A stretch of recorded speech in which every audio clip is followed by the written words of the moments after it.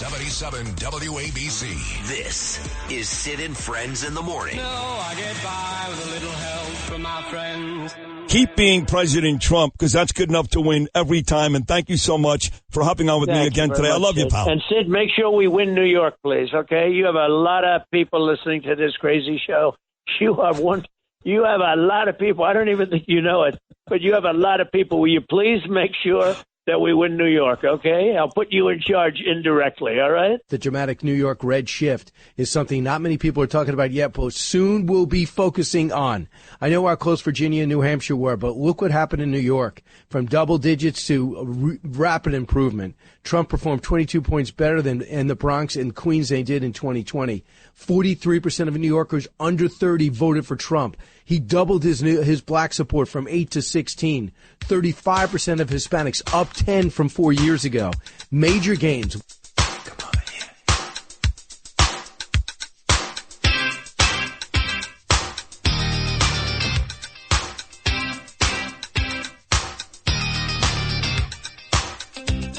Yep, he did. President Trump did great here. He didn't win the state, but, man, did he come close. And let me just say this. He's a New Yorker. He can live in Mar-a-Lago for 100 years. I don't care. Donald Trump is New York, and so are his kids. You know, I'm specifically very close with Eric and Lara. No disrespect to the rest of the family, but I'm very close with those two. So Eric, who I really, really think is a wonderful guy, texted me yesterday, said, oh, come on, because I texted him before. And I was like, wow, this is great. I get to talk to the son of the president-elect. He was on a couple of months ago. He's back again. Here he is, the great Eric Trump. Eric, back on Sid and Friends in the Morning. How are you, buddy? Hey, Sid, how are you? It's great to be on. It is great to have you. And, well, let's just start with this. Congratulations. I know how hard all of you. Let me get to your wife, though, for a second, because no disrespect to Ronna McDaniel, Eric, but you know, as soon as Michael and your wife took over the RNC, the difference was palpable. And I got to tell you, a couple of hiccups in Wisconsin and Philadelphia, Pennsylvania. But for the most part, this was completely different than 2020. And I know you're going to give Lara a ton of credit. I am, too. What a job by her and the RNC. Listen, there's no question. They went in there, you know, they fired all the fat out of the RNC, right? There's a lot of it. They streamlined operations in a major way. They raised a ton of money, more so than I think the RNC has ever raised before. And they focused on two things, really getting out the early vote, the low propensity voters out early, and obviously, you know, making sure that, you know, you have free and safe and transparent elections, you know, no funny business. And things were popping up all over the place. I mean, they were playing whack-a-mole, you know, for, you know, all throughout early voting. And then obviously on election day, you saw what was happening in Bucks County. You saw, you know, some of the things that were happening in other places. One of the AGs in Pennsylvania actually busted a massive, you know, what appears to be voter fraud ring. You know, you saw the big press conference from the AG, and they were all over that. And, you know, they were trying to put in 2,500 ballots just in one polling location, you know, all with the same pen, same signature, incorrect information, everything else, and law enforcement took care of that. I think those people are being prosecuted right now, but they were certainly playing whack-a-mole. But she did a hell of a job. I mean, they had well over 100,000 poll watchers. They had 3,500 lawyers, and they just did fantastic. So they got out that vote. They ensured election integrity, and I'm very proud of the job that she did. And your dad, I mean, Eric, look, I thought he was going to win. I really did. I had moments, I'm not going to lie to you. I'll be honest with you, like I was, Lara, where I was getting nervous, you know, the debate. And, you know, here she comes. She's raising like $1 billion in a week. And I'm like, whoa. But the last couple of weeks, especially since the Madison Square Garden rally, which I was criticized and many others were, but I thought was just magnificent, just perfect. I really had this overwhelming confidence that your dad was going to win. But I'm not going to lie to you. Not by that margin. I mean, you look at what he did. He shellacked her. Were you a bit surprised? No, it wasn't, because, I mean, frankly, I just think that the country was set up in so many ways, right? They were fed up with the legal prosecution, the legal lawfare in this country. You know, they saw them try and take down my father every single day. You know, the sham impeachments, and then the dirty dossiers and the Russia hoaxes, and again, then the weaponization by state, you know, and you know, AGs and DAs, and, you know, trying to pull him off the ballot in Colorado, and trying to pull him off the ballot in Maine, and trying to take him off of Twitter and Facebook and Instagram, and, raiding his home and everything else. I mean, I think people were fed up with that nonsense. They could see the game and the game that was being played, and people were upset. On a parallel track, everything was more expensive in this country. Prices, America had become unaffordable to live in. I mean, cable bills, utility prices, price of groceries, gas prices in this country right through the roof. Mortgage rates, 8%. Mortgage rates, inflation, more people working 2 and 3 jobs than ever before, right? And then you have, the third prong of this was, the whole world. The whole world is unstable. You have Russia, Ukraine. You have China looking at Taiwan. You have, kind of absolute hornet's nest that's broken out in the Middle East. You had, Jewish students in New York who couldn't walk across a campus without getting beaten up. You had the same on other ends, right? I mean, you just had kind of mass hysteria all over the place, and people want calm. People want peace. People want a great economy. People want to be able to live the American dream. And I really hope everybody can now take the temperature down. I mean, my father wants to create the greatest economy. He wants to create the most powerful military. He doesn't want to send hundreds of billions of dollars to lands all over the world that do nothing to benefit the United States of America. He wants to start investing in our country again. He wants to fix our schools again, right? I mean, he wants to get back to the business of being a president that, of the greatest superpower in the world. And we haven't had that in 4 years. And I think everybody acknowledges that, this was probably the worst presidency in the history of the country in terms of, the lack of accomplishments. And I think that's why, not only did my father win decisively and obviously in terms of the Electoral College, but he also won beyond decisively in terms of the popular vote. I mean, he won the popular vote by, over 6 million people at this point. And so, it was a beautiful day. I'm incredibly proud of him as a son. And I just, now it's time for him to get down to business and, enough of the campaign stuff, enough of the, tough bantering back and forth. Let's just fix this country. Let's make America great. Let's fix our economy. Let's fix crime. Let's clean up New York. I mean, New York has so much potential. I know the city as well as anyone in the world. It's got so much potential, and it can be restored, and it can be done so quickly. And instead of spending $200 billion on Ukraine, where you have these beautiful kids that are shooting each other in trenches, in the faces in trenches, now how about we put that into Penn Station? How about we put that into our public schools? How about we put that into our infrastructure and our government buildings and our roads and our streets and our cell phone service and tech jobs and the tunnels and the cleanliness and homelessness and law enforcement. And there's so many better uses of those kinds of funds. And I think we need to go back to putting America first and stop the charade that we've witnessed over the last 4 years. Couldn't agree more. And you talked about New York. Let me go to New York for a second, okay? He did a tremendous job, your father, a tremendous job. Look, he was here for court, that sham, which was ridiculous, right? But he made the most of it, Eric. What was he doing? He went to visit firefighters, right around the corner from my studios, by the way. He went to visit the union workers. He held a massive rally in the Bronx, which I think really helped him. Then he had that great Nassau Coliseum rally. He had the Wildwood, New Jersey rally. And, of course, the coup de grace, all of us together at Madison Square Garden. Now, look, Eric, if we're going to be honest about this, he's got good people here working for him when he's not here, whether it's Lee Zeldin, my guest coming up after you, Elise Stefanik. She does a great job, Bruce Blakeman, and quite frankly, me. So he's got people in New York that work hard for him. But the truth is, he did an amazing job. That's why those numbers were like that. It wasn't by accident. Yes, people were tired and they're pissed off, but he made the most of his New York visits, didn't he?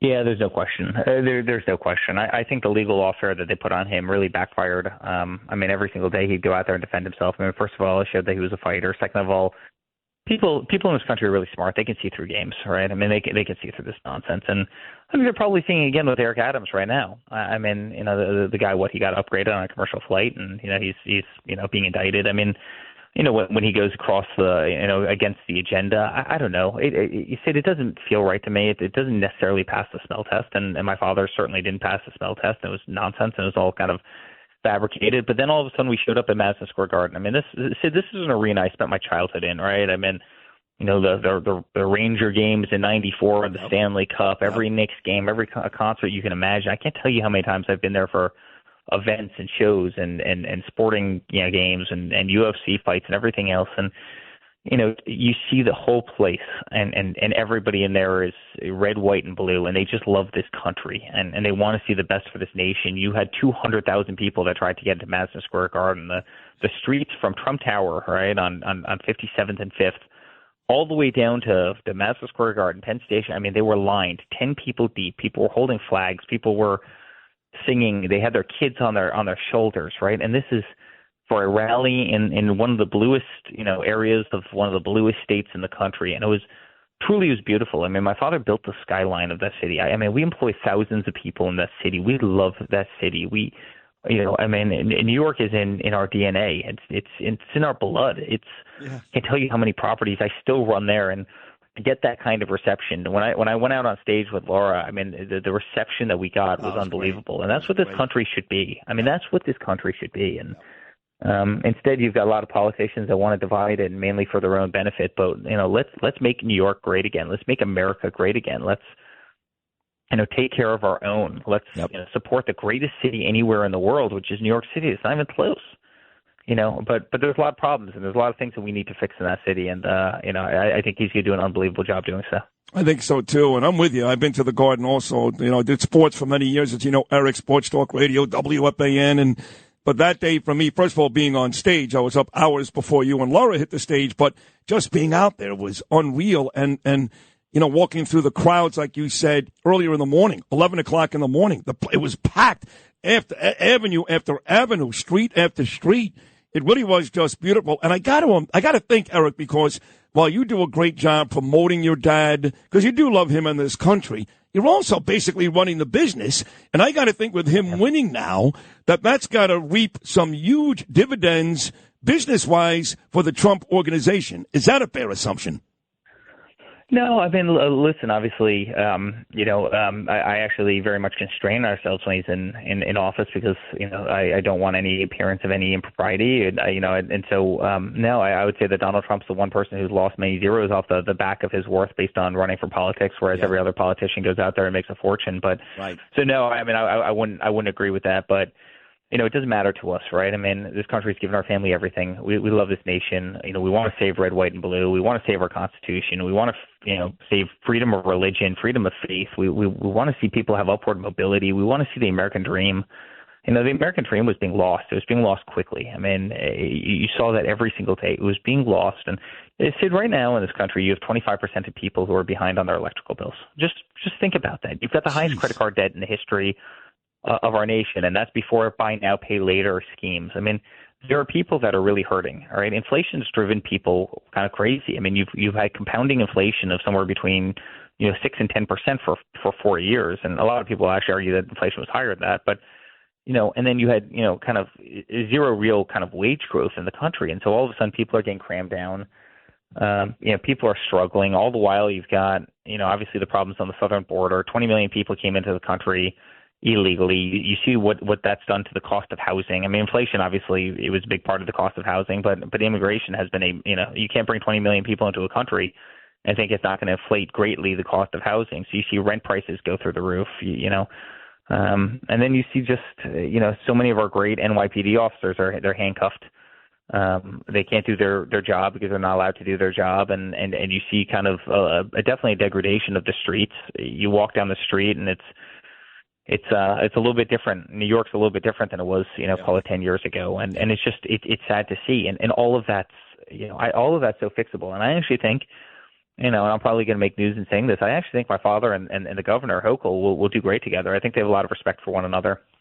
I think they're going to do great together. Well, hold on. I'll give you one side of it. Your father seems to be respectful of everybody. I mean, he's talking out to Mayor Eric Adams. I want to remind you and your father that Mayor Eric Adams referred to himself as the Biden of Brooklyn for the better part of 2 years. But your father wants to fix New York, so he's being nice to Eric Adams. Kathy Hochul, she has not stopped bad-mouthing your father. Just yesterday, she had this bizarre press conference with Letitia James, who's still threatening your father. So your dad may have respect for Hochul, but she has shown no respect for your father. None. No, I think that's right. And welcome to politics, I guess, Sid. I don't know what else to say. Kind of welcome to politics. And, And that's what it is. I think at the end of the day, those grievances don't matter anymore. It's, he loves New York. I don't think that there's any person in the world that can say that Donald Trump doesn't absolutely adore New York. There's no question, but they forced him out. They forced all of us out. I mean, they made our lives we weren't able to live there. I mean, they were so vicious to us. They were so nasty. Obviously, what Letitia James tried to do. I mean, she tried to literally, the amount of housekeepers we have in that city, the amount of security guards, the amount of engineers, the amount of jobs that she just tried to destroy, the amount of people's lives, making up these conspiracies, with one of the greatest companies in the country, a company who's never missed a loan payment, never defaulted on a mortgage, made banks hundreds of millions of dollars, and what the things they said and the things that they lied about and the things that they did, right, all for kind of political benefit. They all wanted to take my father out. They wanted to see him in jail for the rest of his life, the indictments of this and that. And again, the American people revolted against that. They saw through all of it. But put aside the games and the political nonsense, right, when we all know what that is. My father loves the state, and he wants to make New York great. I adore New York. There's no better state. Say the possibilities for New York, if we can stop the nonsense, and it's the greatest city in the world. I agree. You look at the diversity in New York. You look at, everything from obviously the city all the way up to the Adirondacks and the Catskills and Buffalo and everything else. And New York is one of the greatest places anywhere in the world in terms of everything. Not just capitalism, but beauty and state parks and serenity and quality of life and this. It's very hard to beat New York State if you compare it to just about anywhere. And you have politicians that have largely messed it up for their own benefit. And I think my father wants to see that state restored to the greatness of what we all know New York is. And we can do that. We can do that. So listen, just because you have a couple of bad apples doesn't mean he's given up on the big apple. All right. And I just want to make that. I like that. No, I like that. I want to just make that very clear. He loves the state. He might have been forced out. I might have been forced out. But there's no one that loves that place more than us. And it's, hey, I was born there. I grew up there. I operate a lot of projects there, and I have thousands of employees there. We absolutely love New York and everything it stands for. And I think he would be Hochul's greatest ally, to tell you the truth. Agreed. In kind of a post. Nastiness of what politics traditionally is. I actually think he could be her greatest ally. I agree. And look, while everybody else was going south, including you, I don't blame you. I was the only idiot on I-95 North, Eric. I was waving to all you guys. I came back here. Now, look, I had a great job opportunity. You don't turn down radio or TV in New York, no matter where you are. So that was obviously the major reason. But I believe the same. I work in New York City. I'm on 3rd Avenue and 49th Street right now. I can walk to your dad's apartment in 5 minutes from here. And I agree that he can save it and bring it back, and I want him to. One last thing, and this is kind of a personal thing. He wins 2:30 in the morning. I didn't sleep for 2 days, just so you know. He wins 2:30 in the morning. Here you all come, right? Here comes Melania. Here comes Barron. Here comes Eric. Here comes Larry. Here comes Don Jr. Thousands of people up on stage. Dana White, everybody. But there had to be a private moment, Eric, when it was just you guys, maybe just you and your dad, or maybe just you and your brother. There had to be one or a couple of private moments where you guys were like, wow, we did it again. We're going back to D.C. Yeah. Were there one of those moments? Yeah, I think, one of those moments was obviously when North Carolina came in. We decisively won North Carolina. My wife's obviously from North Carolina, and she's wonderful, and she's put her heart and soul into all of this. So that was one. I think the other one was I whispered in his ear. And I'm kind of a math guy and a data guy, and if I get into something, I really kind of study it.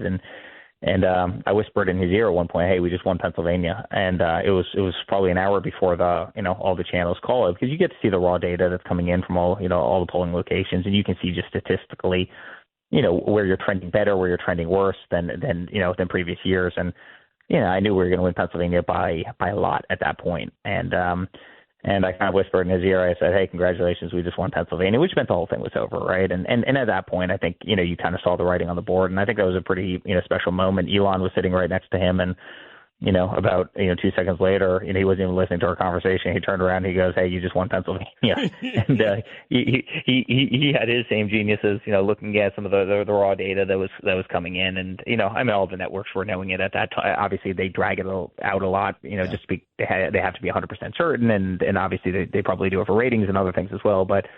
I think that was a pretty special moment. I mean, Sid, they've made our lives hell for 10 years. For every attack that you've seen, kind of frontward facing, there's been 99 behind the scenes that people haven't seen. I mean, what they've tried to do to us. I became the most subpoenaed person, in the country, and I've never gotten so much as a parking ticket. I'm a no games, no drugs, no this, no that, no bad habits. Right.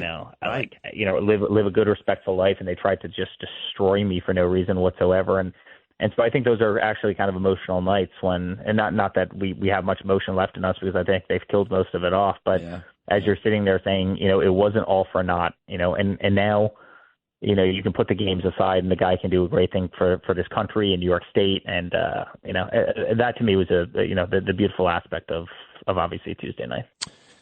Well, I couldn't be happier. You know how much I love your father. You know how much I love you, Eric, and your wife. I really do. I mean, when I say love, I love you. No, I really love you. And I'm happy for you guys. I'm happy for our country. Actually, on hold right now is Elise Stefanik. She's coming up next. She's another great New Yorker. And I hope your dad gives her a nice big job. I know he's meeting right now about his transition. I love the Susie Wiles deal, by the way, Eric. And your father's going to put together a tremendous team. I know that. But I'm just happy for all you guys, and I couldn't think of a better family once again to represent the United States. And don't forget, I'm Jewish. I'm a big Israel advocate, Eric. I need your father to work well with Bibi. We're gonna make Israel safe again. You promise, right? Believe me. And beyond that, we're just gonna he's gonna create peace in the Middle East. I don't even think it's gonna be hard for him to do, to tell you the truth, Sid. I know that sounds crazy, right? Because it was once viewed as impossible. You're going to have peace in the Middle East because no one should be dying over there. It's crazy. It's crazy what's happening over there. So I agree. I think everybody over there is going to be very happy. Well, he did it before. He will do it again. Eric Trump, congratulations. Can't wait to see you at inauguration. Talk to you again very soon. Thank you so much. Thanks, my friend. You're the best. There he is, the great Eric Trump. What a terrific kid. All of his kids are great, mind you. And I don't want to pick on anybody's kids. I don't. That's not nice. I got two of my own children. I love them dearly. Everybody loves their kids. But you want to see the difference between two men? I know Bo was a great guy. God rest his soul. Hunter? Look at Biden's kid compared to Trump's kids. Case closed.